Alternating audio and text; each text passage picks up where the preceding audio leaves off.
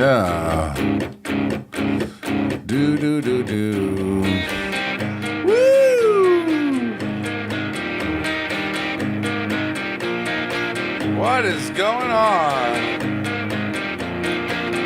Woo!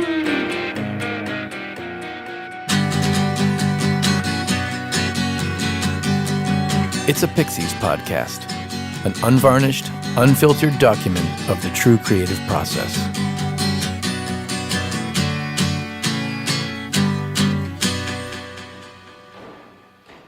Episode 6, Dreamland Diaries, Day 12. Today, the Pixies embark on a final round of backing tracks, 5 of them in total. With a need for a solid rhythm foundation on which the rest of the band can build, the focus is therefore largely on drummer David Lovering. Dave's just been looking at his drum kit and then walking that way. I want a time lapse. And then looking at the time lapse of today. He just keeps looking at it, nodding he's just shaking his head. Yeah. And they're having a serious conversation right now. Yeah. Oh, I hope they're not breaking up or something. David may not be the most vociferous of band members in the studio, but he was probably the most frequent presence in the control room when not playing. He was frequently to be found sat along the cushioned bench that lined the back wall, beanie in place keeping the cold at bay, listening intently to proceedings. And when not in the studio, chances were that he was off indulging on one or more of his many hobbies/obsessions. Talk to him about these, and David comes alive, quickly blinding you with science, and anything but silent. A few years older than Joey and Charles, David grew up in Burlington, Massachusetts, about half an hour from Boston. Basically, it was the woods all behind us in miles in different directions, all there. Ponds and stuff like that. And so the woods, that's where everything I played, those woods were mine, or I'm sure there was other kids. There wasn't a lot of other kids, but that was my place that I played and had a dirt bike and I enjoyed metal detecting. I metal detected every inch of those woods completely over. Saw a lot of animals there, built forts, fished, all that kind of stuff. It was a great neighborhood to grow up in.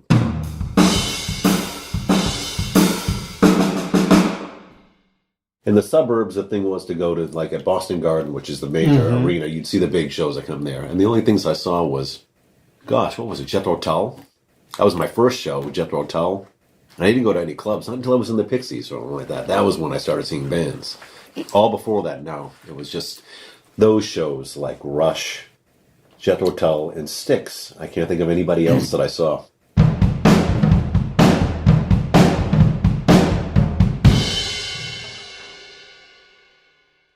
The first song on the slate for the day is currently going by no less than 3 working titles: Hear Me Out, Mysterians, and Sweet Relief.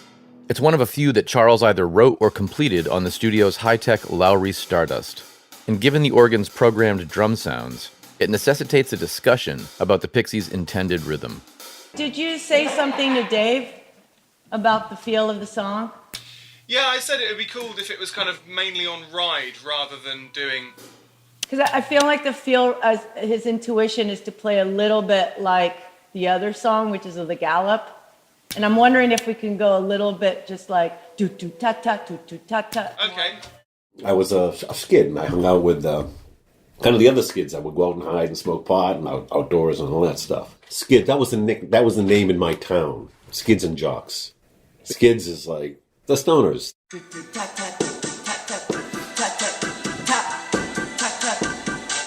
Just for right now, just like that, Just to... I think maybe even simpler that I wasn't saying a gallop thing. I think it should be dum da dum dum da dum da dum dum. Like it should feel like it's flying. Okay. Yeah. Okay. David's lifestyle, as what we might call an inquisitive stoner, did lead to one particularly profitable discovery, with a close escape to follow. It was these dilapidated houses you see around? There was one across the way in the woods. And me and my friend and I, we got into it and we're rummaging around. We find some boards to go. We pick them up. And there's a huge backpack in there. And it's filled to the brim with weed. It's just all rolled ounces. Just monster. It's like, are you kidding? This is what? Are you kidding me? So I just started. It was in the wintertime, so we're just filling our parkas.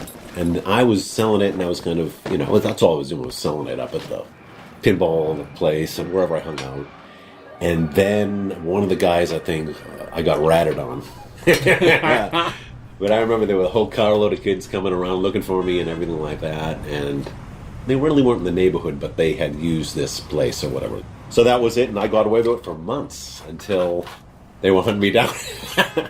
But the funny thing was, nothing ever happened. There was no retribution, nothing. I never had to bring weed back or anything. The only thing I had to do was pay the kid who was going to tell on me, one of these guys, give him a joint a week. I've been sort of encouraging Joey to sort of use these run-throughs as an opportunity to kind of mess around and mess with stuff. So if you guys could just turn him out of your mixers, so he has carte blanche to go nuts. Sure thing. Then he doesn't distract you. That might be cool. As long as he doesn't do too many of those wolf whistle things. I love pot. I don't see anything really wrong with it being a kind of a natural kind of thing like that. And really nothing else. And again, I didn't even drink alcohol until I was in the Pixies 30 or I was 28 or something. I never got drunk until probably the Pixies.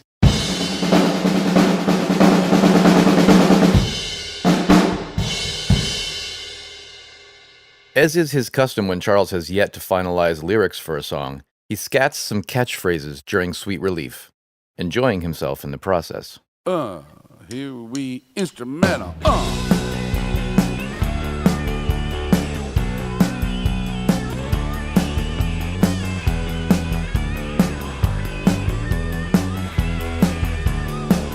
Verse 1 and yeah, Manila Joe. Yeah, he got a buzz medal down in Mexico. Oh yeah, yeah. Yeah. All right, here comes the chorus now.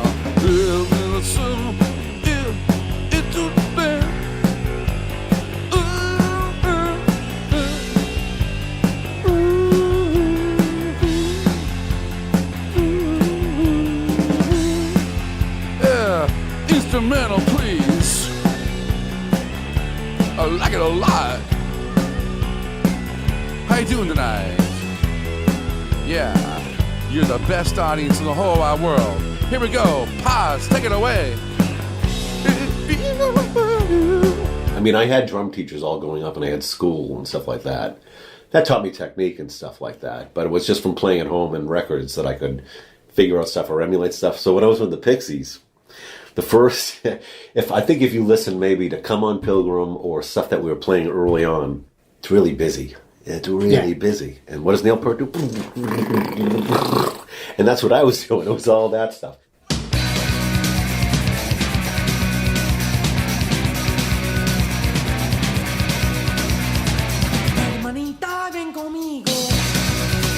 This has just been an evolution of it to where I'm at now, where I don't do anything now. I'll just keep the beat and I'm going to watch everything, and then maybe if this and this and that, I'll do that. But it's not as busy or nothing like it was in the start at all. It's feeling good. Dave, can you start throwing in some wild fills?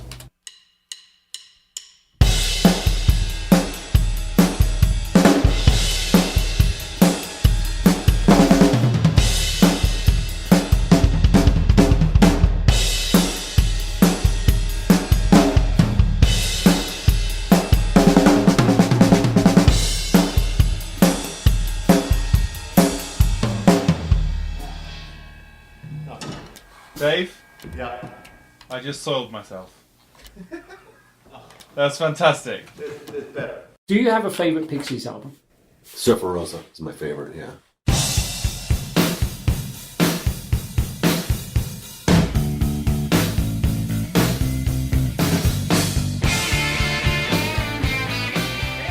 That was the first time going into a recording studio for real. I mean, we went into one before, which was Fort Apache, which was a demo that we went in there. Still, that was an experience. That was so cool. We were over there for the weekend for 3 days recording those demos.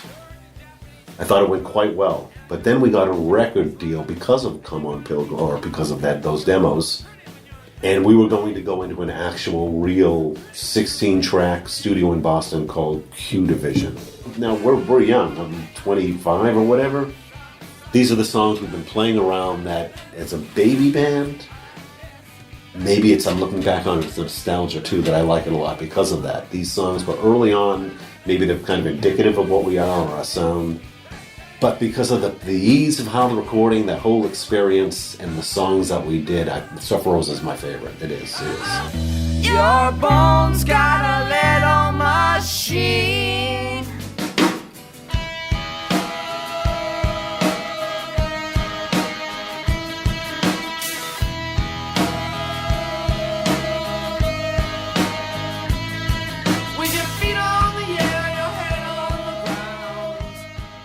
With Sweet Relief, aka Mysterians, aka Hear Me Out, successfully secured, the group moves on to another new song, currently called Birdie, and eventually to make it onto Beneath the Eyrie as Bird of Prey. The group's first run-through coincides with the arrival of band manager Richard Jones. The Pixies have been recording behind closed doors for the past 2 weeks, and this brief visit is Richard's first. So this is called I Have Your Mark, which is another brand new one. Oh, right. The new one as of the last 24 hours? Yeah, I literally heard it at midnight last night. Oh, okay. I think. Yeah. He worked on the lyrics last night, haven't heard it. Imagine if the sort of drum delivery kind of was a bit like Love Cats by The Cure, you know. Right. Kind of that kind of that shuffly glam rock kind of feel, you know. Got me.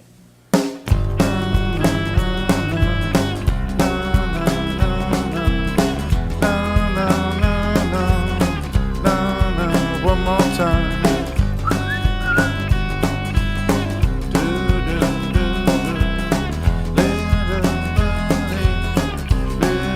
Well, verse 1, yeah. I said my broken bone with a twist of my snout.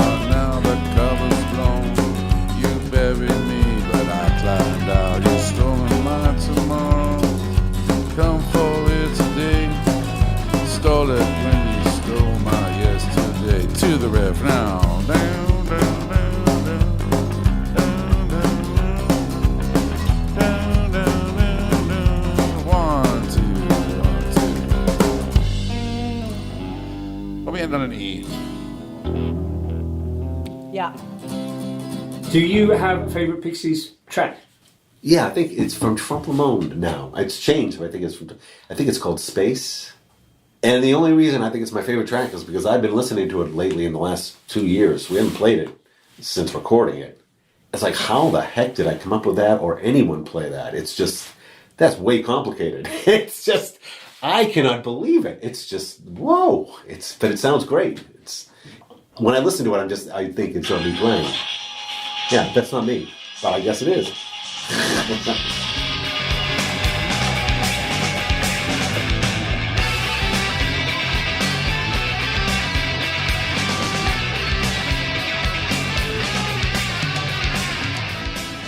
David looks back on his first time around with the Pixies as a period of great joy. He reminisces fondly about all aspects of it, the travel, the work, the recording, the acclaim. It's all wonderful, then we break up. When we broke up, I had played little bits here and there, and then I gave up drums. I didn't want to play drums again. I didn't have a drum set. I for 10 years, I had played with Cracker. And that was still fun like that. For what that run was, I did some session work. But again, when all those things subsided, it was just like, I just gave it up. It was nothing I think could equal the Pixies or what I had with the Pixies. It's sounding great because I think the drums should be like relatively just kind of constant throughout this one, just doing that groove. Maybe like a couple of gentle crashes here and there.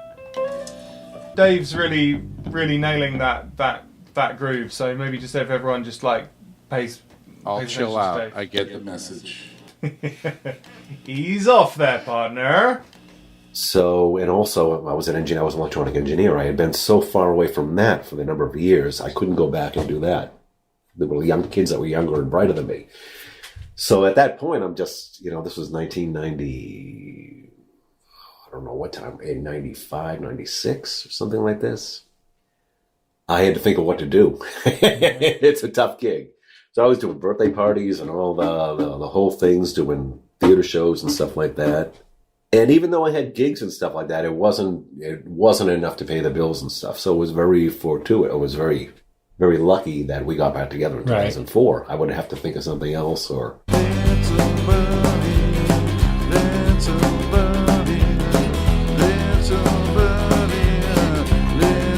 One more time, say little birdie, ooh, little birdie, 1, 2, 1, 2, 3, 4. So the last two takes of Dave were great. Okay. So yeah, let's leave it there for now. What it was is I saw a magic trick, a professional magic trick by a magician do something at a magic convention in Los Angeles, which just blew me away. I've never seen good magic, and this was just something that killed me. And because of that, I had to learn everything. So I did everything, classes, joined the Magic Castle, everything to become a professional magician. I think I might be due another trick soon, Dave. Actually. Oh yeah. I think I don't want to kind of use up all your good stuff. Magic, because you get a one-on-one. You get in a situation where you're dealing, and it builds your confidence. From doing magic, I built my confidence. I couldn't say I was probably quiet and stuff like that, but the confidence that I got from magic changed me completely. Where you can tell me I'll do public speaking right now. I can do anything in front of an audience now because of all what a magic has given me.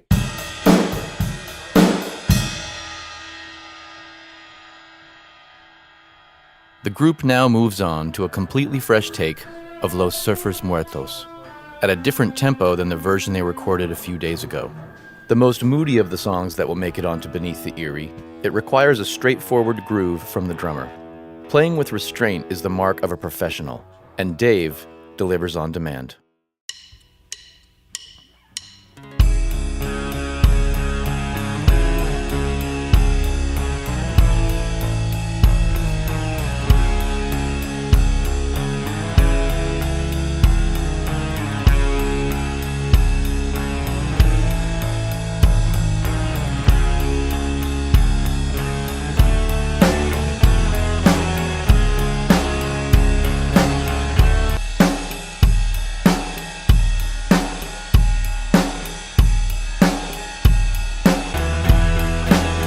Verse 1.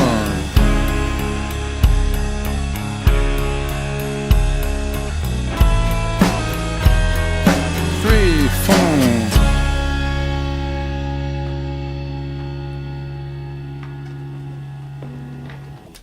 Well, great. That was pretty much a flawless take from Dave there. So I'm happy with that. What I learned from being at the Magic Castle, learn from magic, is the best thing that you can do if you're going to do a stage show is be yourself. Don't try to be something that you're not like that. You got to be yourself. So what myself is, I'm all science and stuff like that. So I donned a lab coat and I started doing physics experiments. And I call myself a scientific phenomenalist.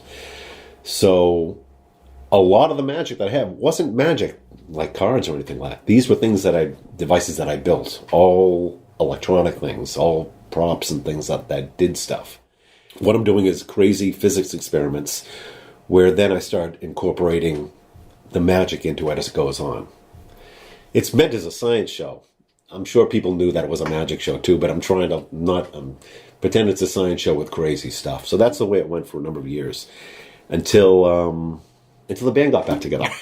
David's drumming skills should be self-evident from this particular day in the studio. It's obvious that playing with Pixies means the world to him. But it's not everything in his life. In a separate conversation in the studio dining room, he elaborated in detail on his many hobbies. By his own admission, David is someone who never gets bored. All my hobbies have to do with hunting and searching. And as I've said, I'm a drummer, that's not hunting or searching. No, I'm a magician, that's not hunting or searching. But everything else I do these are the things that encompass my life right now. Is metal detecting. I've been doing metal detecting since I was a kid. I grew up in New England, and just all the history there got me. So I've been doing it ever since I was a kid until the day I die. I will metal detect. It's probably my favorite. It is my favorite hobby of all, because I'm out in the middle of nowhere, always in an idyllic place, and I get to say Eureka all the time. Wasting no time, the Pixies now move on to backing track number 4. Death Horizon is the song that Charles wrote on the Lowry 3 nights ago, and then regaled Tom with throughout overdubs on the following day. Let's do Horizon. But I'd like to do this. I'd like to get Charles to do a guide in this room, and then we'll figure out the arrangement and record drums and bass afterwards. Cool. Thanks.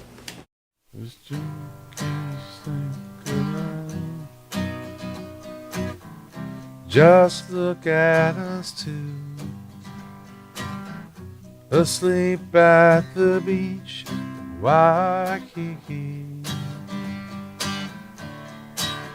So I find it very surprising he's coming to you, but I'm thankful that he helped me to see. Natalie Merchant hates the Pixies. Oh yeah. Oh really? How come? What's the story She there? went to a show, Gary Smith, who produced Fort Apache, this is a long time ago, was friends with Natalie Merchant, so he brought her, this was years ago, to a Pixie show. And she was just like, I gotta get out of here, this is awful. Right.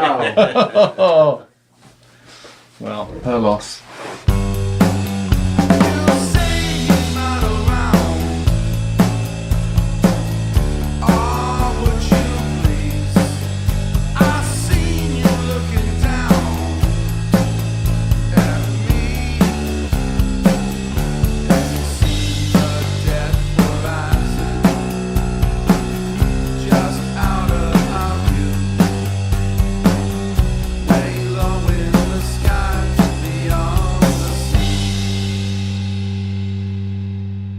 Radio, with electronics, I'm big into radio.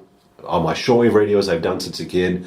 All my high frequency, my VLF, my VHF, my UHF radios, all that. I'm searching for those hard to find stations, or those clandestine stations, or the military stations, or pirate stations, things that are very hard to find. We're just saying in here, it'd be nice just to acknowledge that little 6-bar turnaround with a fill, Dave. Oh, would you please? I seen you looking down at me.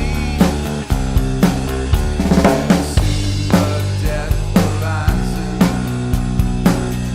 just out of our view. That's great. We're done. What else? Scorpions. I now live in a place where there's scorpions around.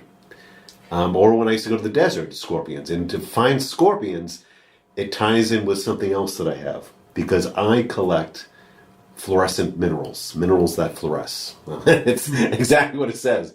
But those minerals are very hard to find. There's not many places among the world where these come from. The majority of them come from New Jersey. When David turned 57 a few days earlier, bassist Paz had remarked that she likes to work on her birthday. Today, she gets her wish. There's barely time to stop and smell the roses that have shown up at the studio. I have no idea who sent those flowers. Did you do it? Did anyone in this room do it? Those doors there? The flowers. Oh, sorry. I have no idea who sent them. Was it you? Yep. Okay. The ghost of the chapel. Secret admirer. It's like Phantom of the Opera. Yeah. Probably my mother. I have to admit, probably the best time to eat cake. Is after playing some rock and roll? Sweet cake. No, it's good right now. But sort of in the morning, first thing. You haven't had anything else and you're totally hungry. Yeah. And there's like leftover cake from the day before. Yeah. It's a piece of cake. Piece o' cake. with, give me a glass of milk or something, but Yeah. but even Oh, better, yeah. like if you were going to be even more hardcore about it, just like a really cold beer. Yeah. Cake and beer. Yeah. I don't think I've ever done that. I think I maybe might have to I'm just in my might have head to right now. I'm investigate. doing that. I must have done it a couple Got times. that nailed, Dave. Cake and beer. A little beer. Bats. I love bats. I love birds of prey. To find bats, I built my own bat detectors. So over the years, I built different types of bat detectors that work on different principles, and I would go out and listen to bats. The last song to be recorded today is arguably the most demanding for David, and yet it's the one that producer Tom Dalgety will later call the best drumming showcase on the album. Silver Bullet, which ends up sitting at the center of Beneath the Eyrie, is the only number on which David played separately from the rest of the band.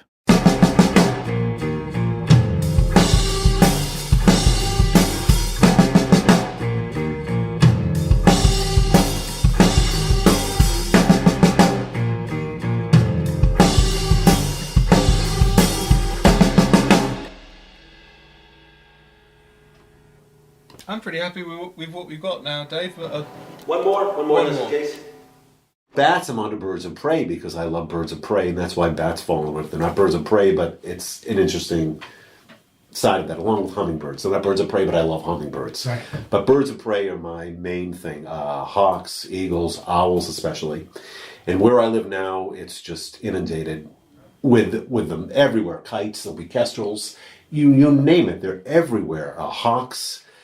We have eagles. I actually have to open my window sometimes at night or in the early morning, tell the owls to shut up because it's just they're going on and going on. There's so much of it. Back in the studio, David gets his wish to do one more take on Silver Bullet.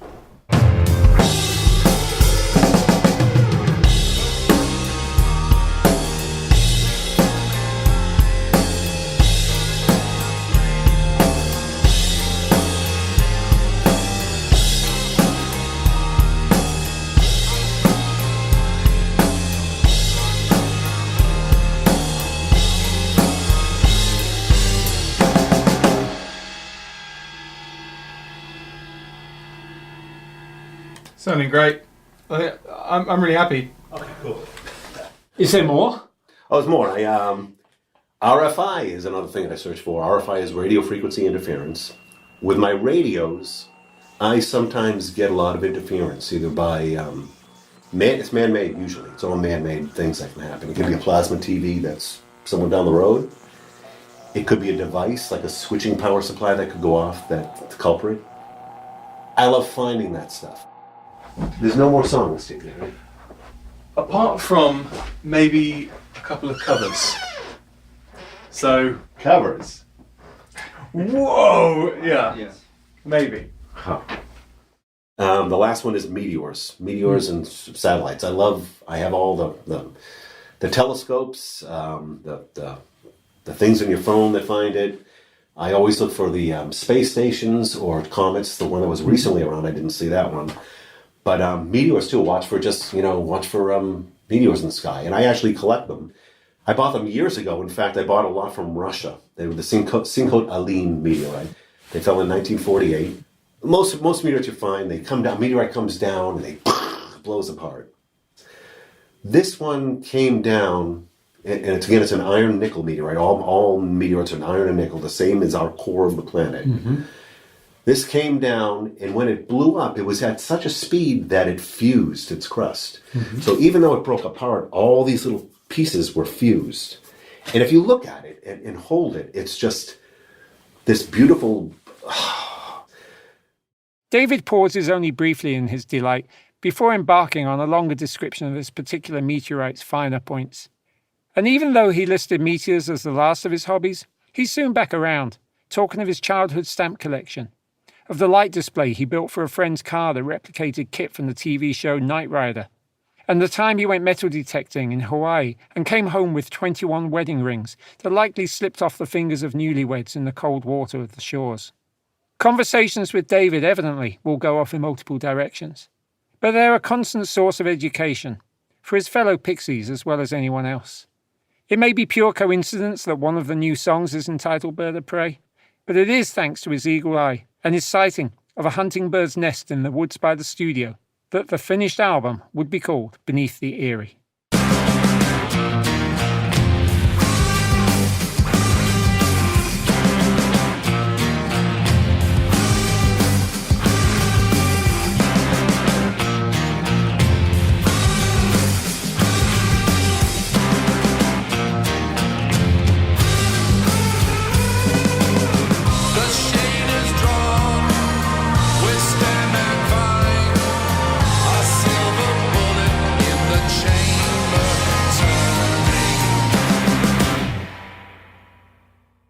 Next week, it's a Pixies Podcast Episode 7. The story of the Long Rider, Los Surfers Muertos, and a profile of Paz L'Enchantin. Here we go, girls! Got something to say, man. Just want you to hear me out. She wiped out and she was riding a longboard. She passed away at County Line at the surf spot. On a beach near Mexico, Los Surfers Muertos raved. Paz is calling it. Calling it! 5 minutes. Paz is always right.